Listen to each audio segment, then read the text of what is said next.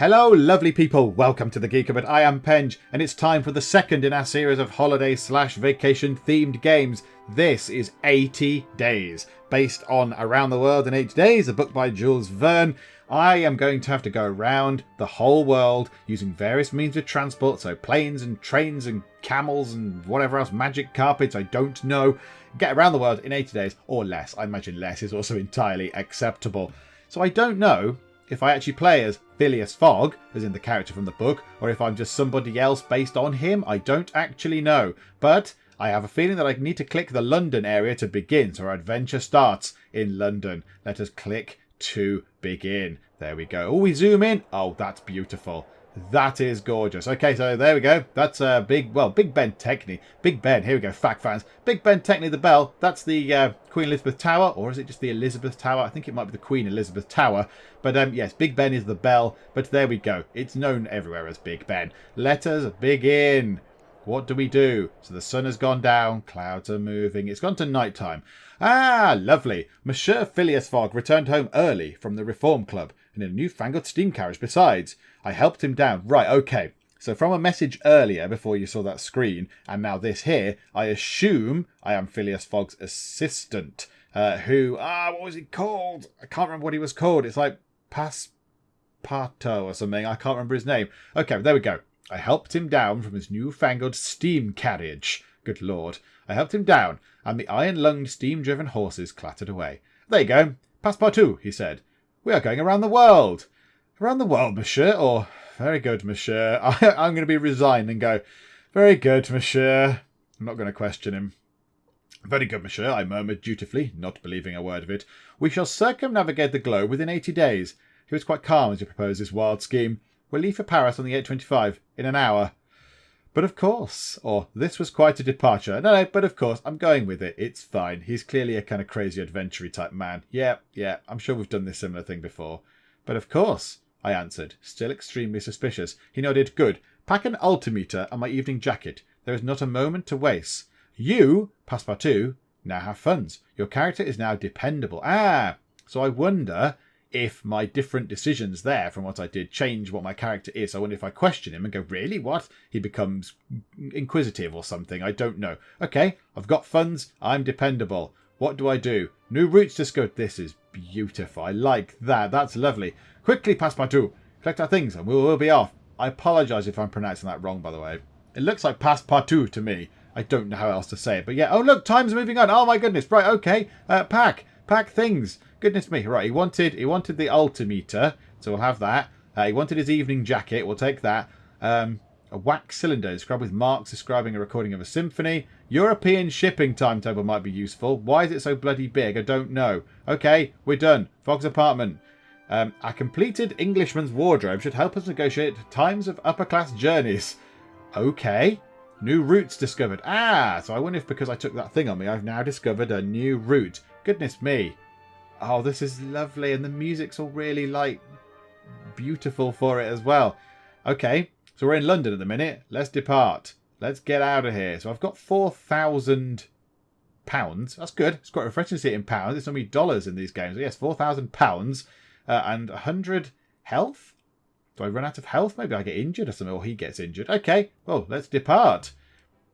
Yes, I think that's absolutely fine. One suitcase on a train to Paris. So that's fine. Can I choose other places to go to? Can I go to, Cambridge? No, I think I'm going to Paris. Yeah, okay, that's fine. Whatever. I'll embark. I'll go to Paris. That's absolutely fine. Departing now. The guard's van has space for one suitcase, which will suffice. Travel. This looks like a bearable option. Oh, I see. So something's horrible. It kind of causes him grief and he loses his health. Okay, fine. Yep, there we go. So we're on the Amphitrite Express, which is a carriage. Thought it might have been a train, but okie doke. Do I have to sit and watch all this happening? I could be there all day. The mechanical horses raced past Piccadilly Circus and Pall Mall faster than a team of thoroughbreds. Even so, the whistle of the 8:25 was blowing as we pulled up to Charing Cross Station. "We have no tickets!" I exclaimed. We raced along the concourse and threw ourselves aboard. Oh, I do like this. So, I can either say we've got no tickets or we can just get on the thing. Yeah, let's just throw ourselves on board. We'll deal with it as we come to it. There we go. We raced along the concourse and threw ourselves aboard as the second whistle shrieked its warning. We barely had time to take our seats before the guard rapped smartly on the compartment door. He held out a hand. "Tickets, please." "Alas, monsieur, we were in a great hurry," or "I pretended to have lost them." Ooh, I'm going to pretend to have lost them. I pretended to have lost them, patting down one pocket and then the other, and was about to start digging through our suitcases when Monsieur Fogg interrupted my touching performance. "My valet is trying to express that we were in too much haste to purchase tickets," he said, no doubt intending to chasten me, which was not at all my meaning, and I tried to alter my mime. I'm going to alter it. I tried to alter my mime to fit his interpretation. I had mixed success, but I did locate 2 £5 notes under one of the seat cushions when I began using it for a shield. "You may purchase them from me," the guard was saying, "though it is more expensive, I'm afraid. £85, please." I can either argue with him or hand over the £85. So I've now got 10 extra pounds. Do you know what? Whatever. Hand over 85 quid. It's fine. We've got £4,000, so it's fine. I hand over the £85 and smiled a thin smile from one working man to another. The guard gave me our tickets and slid the compartment door shut behind him with a pneumatic hiss. "Your funds have gone down somewhat." "Oh, a tiny fragment. That's absolutely fine." "Okay, I'm on fine form, but we must make haste." So here we go. We're going to day 2. What is this? Oh, I can speed time on, can I? And that's pause, is it? Oh, goodness me. London smog gave way to rolling hills and the pastures of the Kentish countryside, still untouched by the hand of technological advancement. Monsieur Fogg read his paper while I repacked our bags. I demanded to know the purpose of our journey, or we passed the day in silence. Okay, what's the point of repacking his bag? What does that do? Why is that an option? Okay, whilst we repacked our bags, thrown together in haste and confusion. Oh, I see. I don't actually get a mechanical thing to do it. It's just a little sort of story thing. As afternoon turned inexorably to evening, I discovered that my master was one of those gentlemen who broke their silence rarely, if at all. A guard rapped on our door a few miles before Dover. "We're about to submerge," he warned. "Takes some people a bit funny, so watch out." What? What do you mean, submerge? That's a good question. "What do you mean, submerge?" I cried. "This is the London to Paris Amphitrite Express," he explained, as though to a particularly dim-witted child. "The submersible train? Talk of all the London papers?" "Then this is the Mer train." Oh, I like that idea. "Yes, this is the Mer train," I exclaimed. He made a face. "Bloody journalists and their silly names," he muttered. "Every inch of her has been examined and stamped with the artifice seal. This is the world's only bath-escape locomotive." I pressed my face to the window glass, or I could not help but shiver. "No, that's wicked. Rock on." Yes, I pressed my face to the window glass as the fins above the Amphitrite's wheels extended with a hydraulic hiss. Night fell, and we plunged past the end of the track into the freezing water of the English Channel.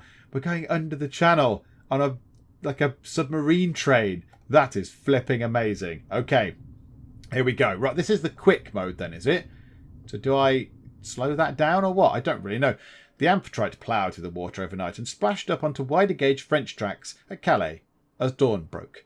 Right, so I can ask him, do I have a route in mind, demand to know the purpose, or began to consider what we might require? Yes, let's consider what we might require for our journey. Loose clothing for hot weather, furs for cold, driving clothes for roads, weatherproof gear for boats. Will we venture north or south, or, well, we would have to purchase the necessary items. I think, where are we going? Like, how are we venturing? Are we venturing north or south? I inquired, deep in thought. East, he replied, with utter certainty. Even so, there are several routes to consider.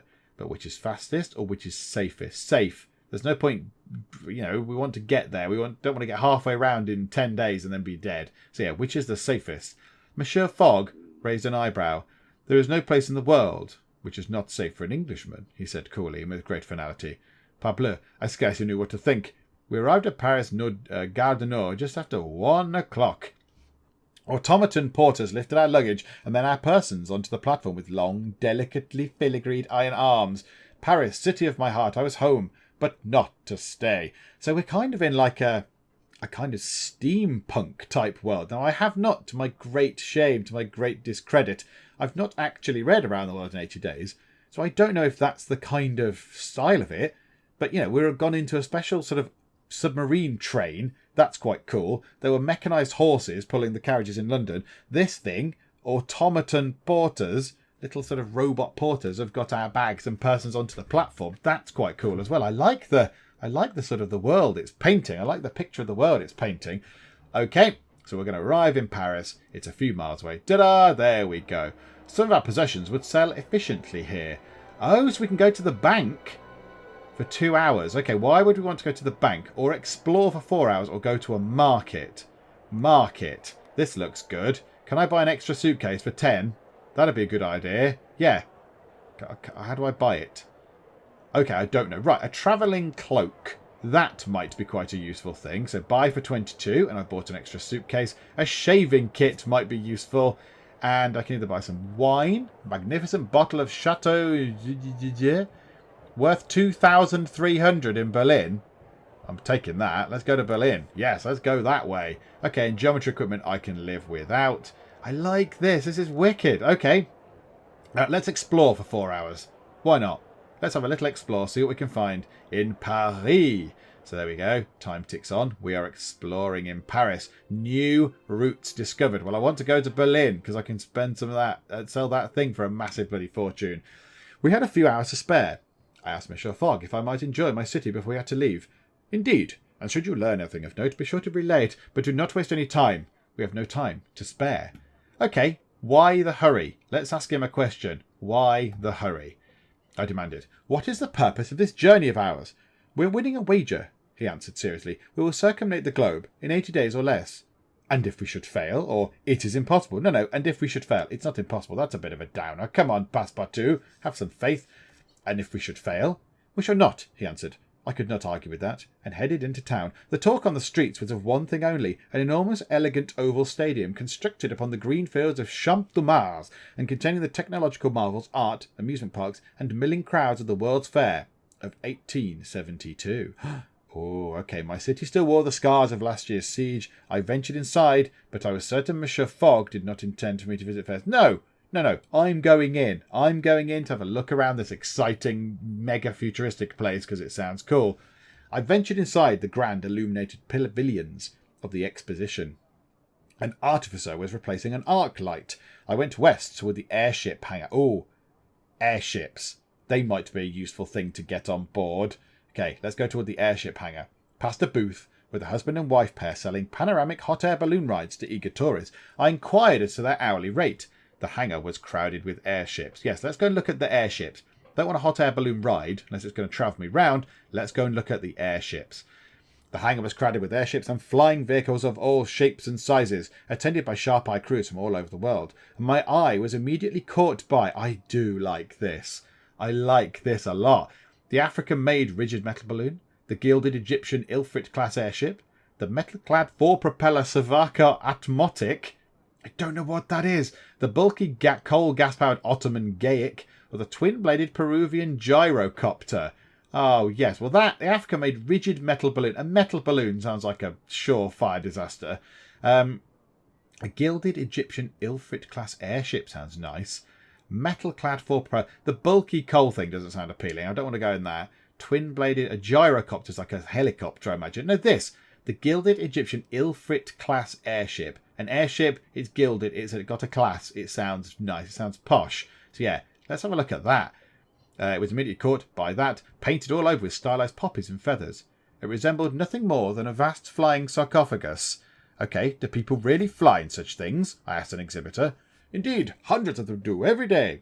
Oh, do, and every day, he replied with a booming laugh. They say the skies of Arabia are crisscrossed with the trails of the Egyptian ships.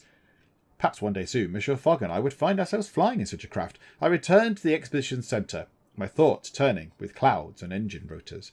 Avenues sprawled in every direction between the inviting illuminated pavilions of the exposition. Okay, well, let's talk about this guy replacing an arc light, 'cause that's the second time it's come up. There we go. An artificer was replacing an arc light which had burnt out. Oh, she, not a guy, I do apologise. She first disconnected the strange machine powering the lights. It had a spinning iron wheel, which was wound around with a series of armature coils. Okay, let's find out what that is. We're watching her. We might as well ask the question. What is that device, artificer? I asked politely.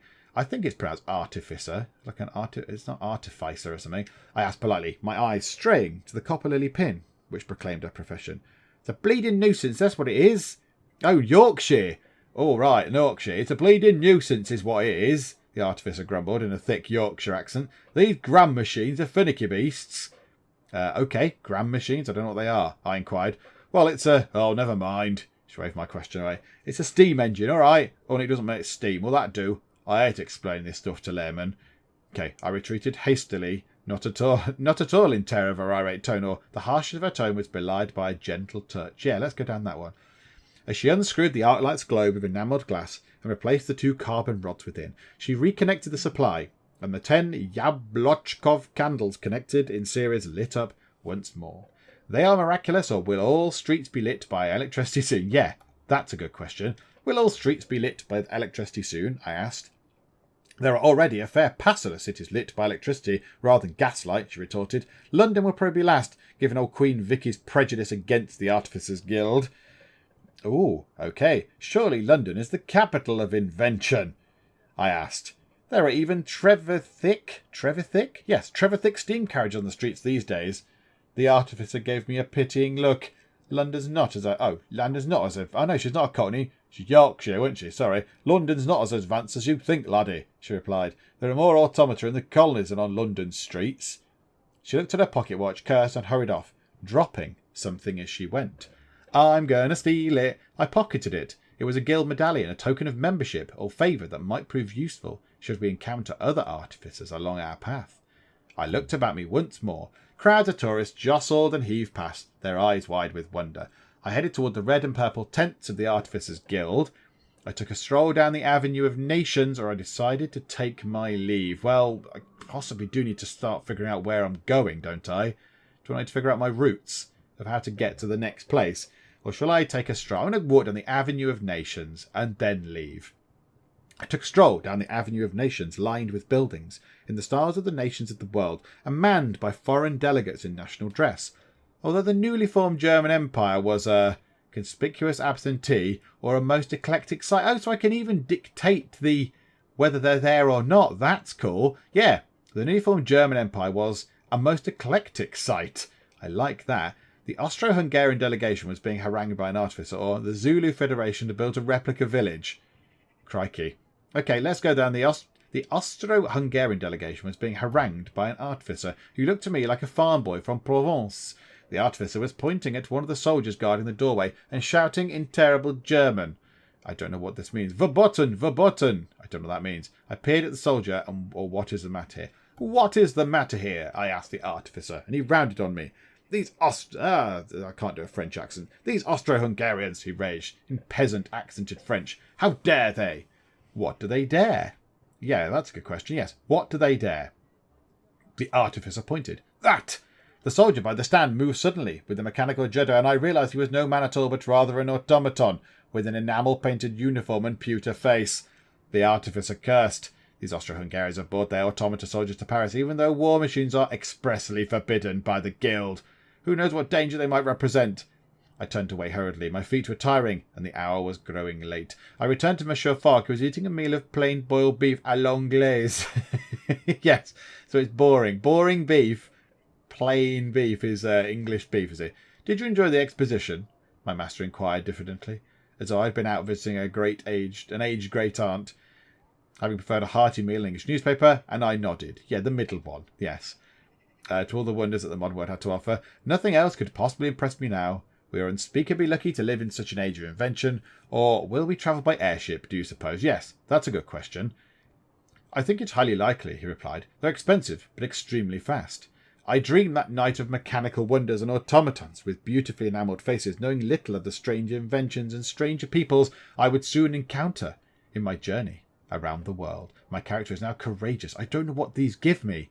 So he's now what? Dependable and courageous. Okie doke, right? Well, there we go. The medallion, we should fetch a good price in Karachi if we don't find a use for it. Okay, plan. Where are we going to go? Berlin is where we wanted to go. So we go to Munich. That's a good place to go. Let's head over to Munich. Let's go that way. Can we go there? Oh no, I can only have one bag. I'm quite sure this departure could be adjusted. Negotiate. Yeah, that's 2 days. That's slow. That's very slow. What else? Where else can we go? Nice? 5 bags. Departs in 3 days? Good grief. Or up to Amsterdam. Departs tomorrow before 5 p.m. Oh, but it's a private car and it will cost me 5 kind of health points. Vienna? Can we go to Vienna? In 2 days, 6 p.m. I can only have 1 bag. And yeah, these ones I can't do. I think we go for that one. But it's 3 days. I think this departure could be adjusted. Okay, let's negotiate. I'm going to have a sip of tea because there's a lot of reading involved. Lovely. Okay, well, time isn't an issue. So I need to negotiate the departure for this. Yeah, let's negotiate. The Englishman's wardrobe should yield results. Continue. Most generous. No charge in 2 days. No charge tomorrow. The ticket will require a further $55. No, let's go for tomorrow. Yeah, rock on. No charge tomorrow. Departs for Nice tomorrow. Okay, let's go then. What do I do now then? Do I need to activate that or what? Or do I just wait for tomorrow? I don't know what to do now.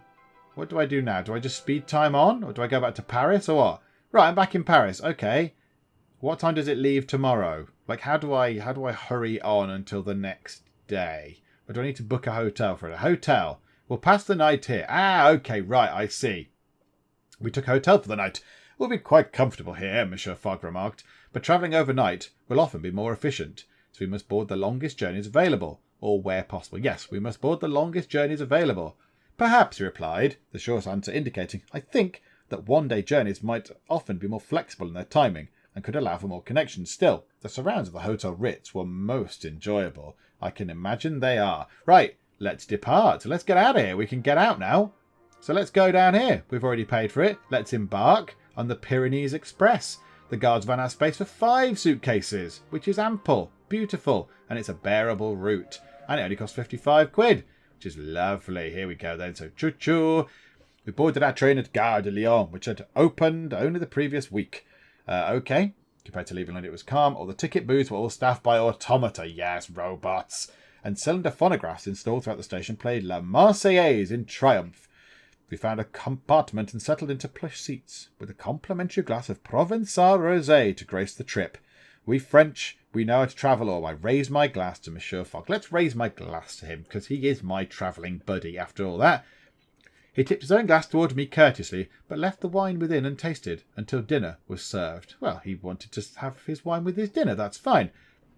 Okay, so we're trundling down here. You're quite the flamboyant type, I see.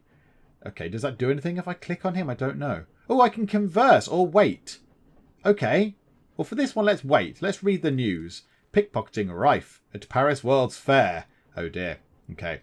And now we just sat reading the papers. We're chilling out. It's fine. And we're going to get to Nice. The hours flew by and I spent them, playing competitive charades, talking to other passengers or watching the scenery go by. Let's talk to other passengers. Trying to gain information for our next leg, I met a somewhat frenetic Viennese ragamuffin and had a pleasant, if unproductive, conversation, or whom I quickly abandoned as knowing nothing. Okay. I had a pleasant, if unproductive, conversation that whiled the hours away. The train rattled on, arriving to Nice late in the evening. We stepped out to balmy autumn weather and a gentle murmur in the air. Ah, my friends, the sea. Oh, that's lovely. The ocean. There it is. So we're going to get into Nice. It's late. Some of our possessions could be sold handsomely here. Okay. You can't manage another case. You can manage another case, can't you, Passepartout? Okay. So I need to wait for the market. Let's plan. Where do you want to go next? Rome. Is Rome the only other place I can go? Yeah, 120. Oh, the Blue Line Ferry. 11 points, though. That's quite harsh, isn't it? Tomorrow at 4 p.m. 120 quid. But it's going to take 11 of my health. Well, his health points off. Ew. Is there not another way to go? Okay, let's go back to Nice. Let's get a hotel for the night because we can't do anything else. So we'll sleep. We'll pass the night here. Bibbly bobbly boo. Wake up. Let's take a trip to the market. The long pebbled beaches of Nice were filled with Italians of one sort or another. A few protesting the loss of city to France, or a few selling sweet pastries. Yes, food. I like food. Which tasted of almond and butter. I munched contentedly and took to the sea, strolled across the promenade, and retired early at 6:30 in the morning. No, I strolled along the promenade, watching the ships come and go from the harbour. Since being ceded back to the bosom français, Nice had become a bustling hub of activity. Boats plied the waters daily, and there was talk of building a tram to link the hotels with the beaches and the casinos. Okay, I'm not going into the sea because that's silly. I made my way to one of the casinos myself, or I found a sailor to talk to. Let's talk to a sailor. Hello, sailor. I found a sailor to talk to and asked for advice about how we should proceed. He shrugged. There's cars to Venice and the boat to Rome. Depends where you want to go, of course. I agreed that was a salient point. Which would you recommend, or we are going around the world? Let's just tell him how it is. We're going around the world, I declared. He shrugged. Well then, you better go to Rome. There's airships there. I thanked him and moved along. Okay, I don't want to go into a casino because I'll lose my money. Don't want to go and dip in the ocean. It seems determined to make me go in the sea. Or my feet were tired. My feet were tired. I murmured my goodbyes to the sea. And I knew to France and returned to my master. Your funds have gone down a touch. Yes, well, that's fine. Okie dokes. We've got new routes now. So we can go to Venice. I think Rome is probably the best, isn't it? Right, let's wait for the market to open. Do I literally just sit here and just wait until 7 o'clock? I mean, I could speed it up, but it's only 8 minutes. Looks nice. Nice little building there. Good. Market's open. Let's see if I can sell something. Right, this. Can I sell this? Oh, no, that's not how it works. Can I sell that? Do you want to sell it for $82? Well, I bought it for significantly more. So, significantly less, sorry. But it's worth $2,300 in Berlin. But that would pay for some of our travel. No, I'm going to keep that. I'm not going to sell any of that. Let's depart. Let's depart for Rome now. There we go. There's airships there. That's fine. Yep, let's go. Embark. Go. It's going to cost us some points. Mild seas. So it's going to be... Oh, look. The travelling cloak from my gentleman traveller set should soften things a little. So it's not as bad as it could be. Yes, go. Let's do that. So we're waiting until 4. We're on the Blue Line Ferry.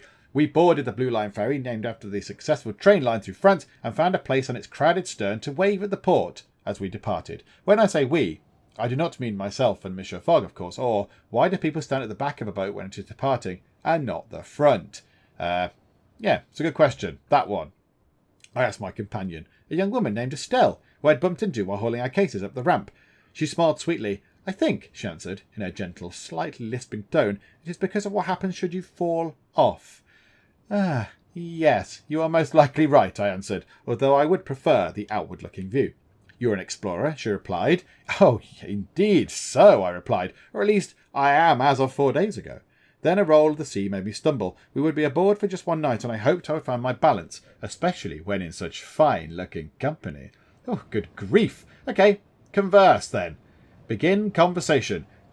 Oh, my goodness. Greetings, Mademoiselle Estelle. Well, hello again, monsieur. Is that me? I look a bit like Clouseau. Okay, Rome. Ask her about Rome. What can you tell me of Rome? The newly unified kingdom of Italy is very powerful. Okay, I can ask about Rome to Krasnovodsk. I don't know where that is. Let's ask about that. Is it possible to travel from Rome to... I'm sure I have no idea, but there is neither bank nor market in Krasnovodsk. What about Alexandria? That's Greece, isn't it? Sure I can get further than that. Dubrovnik. Indeed, Dubrovnik can be reached from Rome by the cross-Mediterranean airship. And it's cheap. Okay, goodbye. That sounds good. Oh, Dubrovnik's only over there. I wanted to go really, really flipping far away.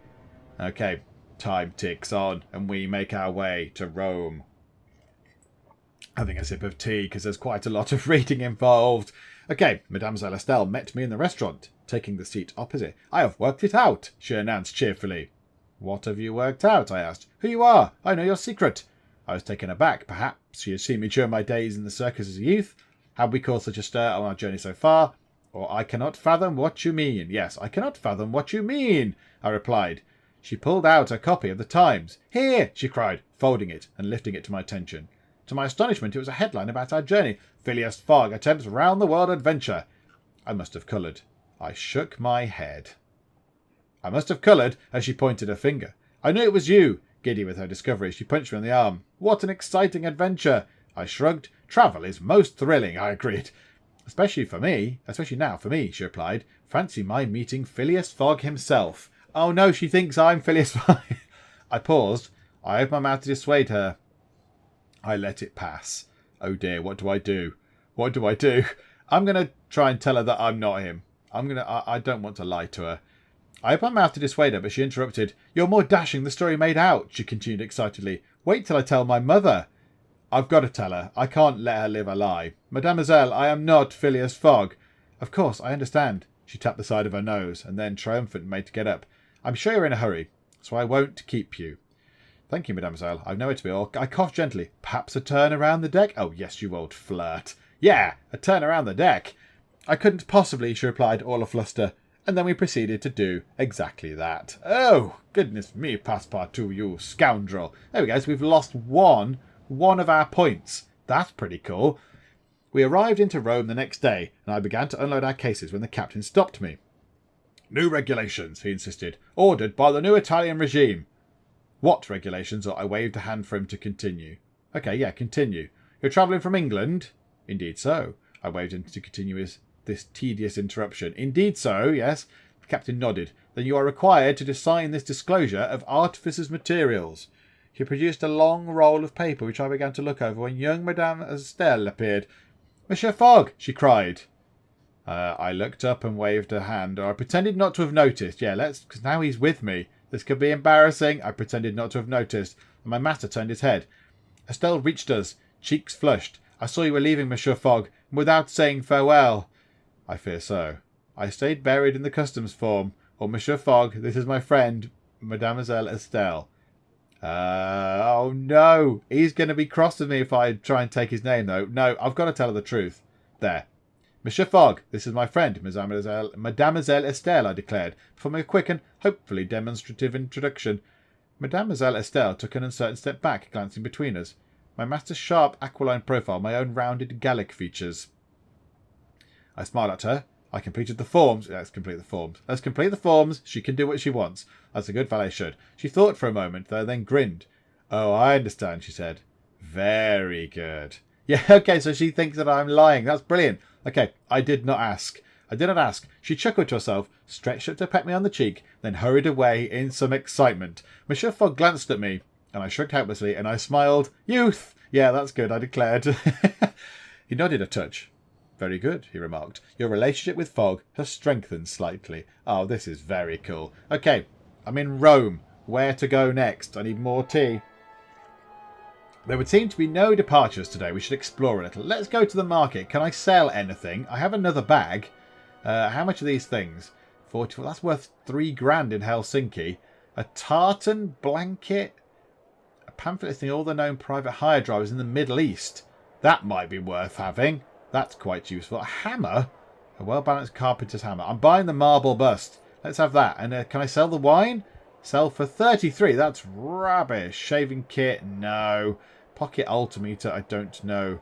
Oh, that's to do with air travel. Okay. So there's nothing really. I'm going to save the space. I'm going to save the space in that suitcase there. That's fine. New routes discovered.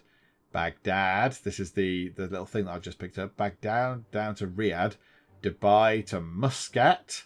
Oh, Muscat's there, is it? I've seen that in Civ a lot, and I never knew where it was. Okay, another sip of tea. Splendid. Right, let's explore then. In fact, no, let's plan our route. I want to get an airship to there. Can I get that? That'd be cool. The cross-Mediterranean airship departs for Thessaloniki tomorrow at 1. Yes. To take this journey, we'll have to spend the night. Yeah, book that. Go. Yes, that one. Do it. Do it now. That one. Oh, no. do we go to Dubrovnik first? How do I book it? That one. Departs tomorrow. Can I not buy tickets, though? How do I... The earliest departure is not until tomorrow at 1 p.m. Oh, okay. Do I just not do anything now, then? I just sit about, do I? Okay. Well, let's explore, then. Let's explore Rome. It's lovely in Rome. It's very nice. Oh, there's stuff. Do I talk to him about Rome? Oh. Okay, I could have talked to him, but I was too bloody slow. I was tossing a coin into the waters of the Trevi Fountain when the Bersaglieri, don't know what that is, marched into the square with a distinctive fast jog and began rounding everyone up. Ah, right, they're like police or military police or something, are they? I tried to slip away. Their uniforms struck me idiotic. I held up my hands. I ignored them as best I could. Okay, their uniform struck me as idiotic. Let's do that. White trousers, spats, and a wide brim cap decorated with a fall of gleaming black capercaille feathers. I don't know what that is either. In my contemplation, I lost any chance to slip away. No matter. There were too many of them to avoid. A lanky man with only the sparse beginnings of a moustache gestured at me with his rifle. No, in fact, his entire arm was a rifle. Oh, why, he's a robot. So I moved. Yeah, I'm going to move out of the way. So I moved. Since the rifle was attached to his shoulder in place of an arm, perhaps it might fire as easily as a normal man might make a gesture. Just then someone jostled me from behind, and I turned to see a figure in grey reaching into their pocket and then tossing out a grenade. Okay, chaos erupted, or I am no fool. I ran for my life. Run. Just run. Someone's throwing a grenade. Let's run away as quick as we can. It is the Zouave, an equally fleet-footed woman declared. They hate the Squola for what they have done to the young people. I did not know what she meant. Yes, because I don't know what she's talking about. Until she tapped her shoulder, then pointed at the blue-eyed augmented soldier I had met earlier. As I slowed to a walk and then made my way back to Monsieur Fogg, I could not help but see more signs of the Squalor's influence. I kept my eyes down and did not look at the people. No, more signs of their influence in Rome. Cobblers strapped into gleaming exoskeletons, glass blowers with ceramic hands, porcelain-faced automata fetching water and stoking fires, and even soliciting passing trade alongside working girls in scandalously low-cut dresses. Good grief! Perhaps Rome is the future. I confess I do not know. Okay. So, yes, we can't do anything today. There is nothing for us to do today. I want to go there, really. It arrives Monday, but I need to get to Dubrovnik first, so it departs tomorrow. Yeah, so I can't do anything now. So let's go back to Rome. Let's go in a hotel for the night. Whee! Sleepy sleeps. Lovely, lovely. 6:30 in the morning. With what remained of the day, I made certain to repack and iron everything. I helped the kitchen staff to clean, or I spent a while talking to the hotelier. Oh, I helped the kitchen staff to clean. I'm going to help some people because I'm nice like that. I helped the kitchen staff to clean, earning £62 in fees and tips. Oh, I got some money. Splendid. Okay, depart. Can we now go? Ah, there. Yes. 3 bags. That's got a 9 damage, but we are on an airship. And that's pretty flipping cool, isn't it? Yeah. Okay. High winds. This seems a bothersome route, but the travelling cloak from my gentleman traveller set should make my master more comfortable. In fact, he will go back up to 100% health there, will he? Okay, yep. Let's do that. Oh, look at the airship. That's beautiful. That was one of the ones that was mentioned at the World's Fair thing. The journey to Thessaloniki was, unusually, in an airship not owned by the squalor of Rome, but rather by the Ottoman Empire. I did not think it was welcome, or, well, such matters were nothing to us. Yeah, whatever, not our thing. Although the delay in boarding caused by the guards' insistence on searching our bags was not appreciated. They found nothing of interest, of course. But we remained meek. They had rifles. Yeah, don't question them. Let's just go.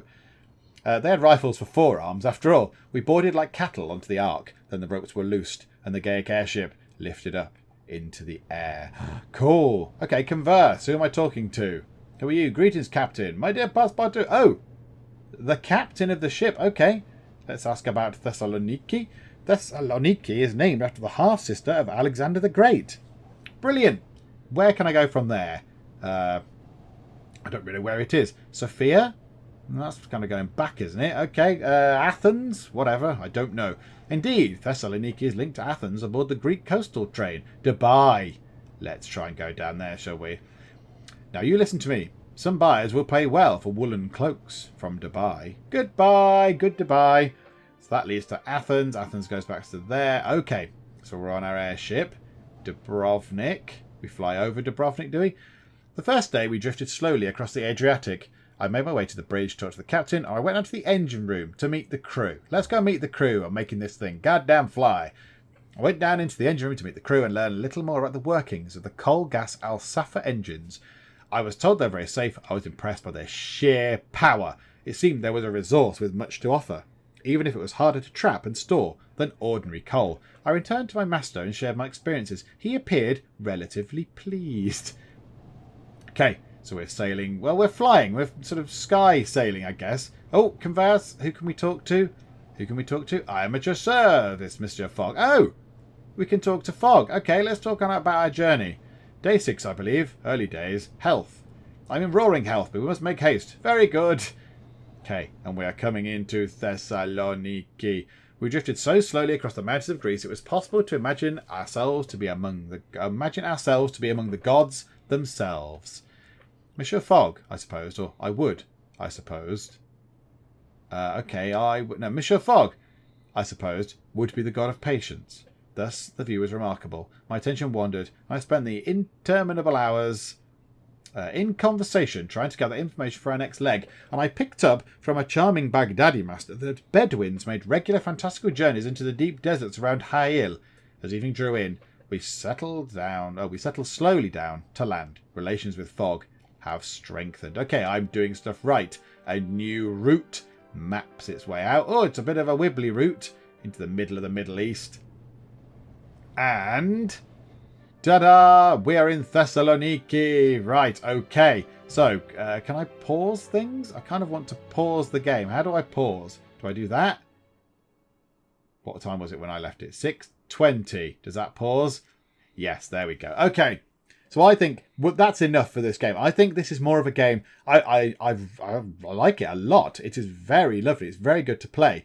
But it will take me forever to read this out. And I think you get the idea of this game. You get the idea. You pick your routes. You buy and sell things. You talk to people. And it's all about the sort of story and the immersive story. And, you know, the scenes that the words are telling us. And, you know, the scenes that they're setting. And I do quite like it. I like the look of it. I love it when it zooms out and you get the little routes mapping themselves out. That's tremendous. I like that a lot. So I think what I'll do is I'll finish this. I'll finish it on my own because you know how it works now. You've seen it enough. And essentially it's going to be me reading. It's going to become a reading simulator if I do this. It's going to be reading out many, many, many words. We're only on day 5 or 6. If it's going to take me 80 days to get round the world, I'm going to be reading forever and ever and ever. And, you know, a reading simulator might well be what some people like, but probably not many of you. But yes, I thought it was quite a good choice for a sort of holiday vacation themed game because obviously it's about travelling around the world. I hope I get to go on an airship. That'd be cool. Or an underground kind of submarine train. I wouldn't mind that going on holiday. That'd be lovely. But there we go. So we're done for now. 80 days. It is a very lovely game. Very pretty. It's got a really nice backstory to it. I like the world. Yeah, I enjoyed that. I think that's very good. And yeah, I am going to try and finish it when I can. Because I would like to see how we get on. Because at the minute, he's not taking any damage or anything. We've not really taken any risky routes. It's not like, you know, we've taken a camel 200 miles across a desert. I imagine that might hurt him quite a lot. And we've not really come across anything that's causing us too much trouble. We've got quite a lot of money still. He's in good health. We've got lots of suitcases and all that kind of stuff. I think we're all doing okay. So yeah, I'd like to play it some more just to see how, you know, what do you do when we get in trouble? What happens if we get into a bit of a scrape? You know, there's more people to talk to. What do my skills do that I'm acquiring? I'm acquiring these skills where it says, yes, you've become resourceful or whatever it was, or dependable. What does that mean? Does it open up different dialogue options or what? I don't know. So I'm going to play it more. I'm going to see if I can get around the world in 80 days or not. Maybe I will let you know. I'll put it on Twitter or something or in an update video or whatever. So that was the second of our holiday/vacation themed games that we're playing while I am away. I hope you enjoyed it. There is one more of those games remaining and then normal service will be resumed. If you did enjoy this video, please leave a like and please subscribe to the Geek Cupboard as well to keep up to date with what we are doing. But for now, thank you very much for joining me in the Geek Cupboard and I will see you next time. So here we go. Let us start the battle for Penjonia. There's one lonely Santa taking on chickens all on his own, you lunatic. The dinosaurs are just eating the tables. You're from the future. You should be able to kill some tin hat Nazis. Come on. Do you not know how deadly chickens are? Oh, he does now.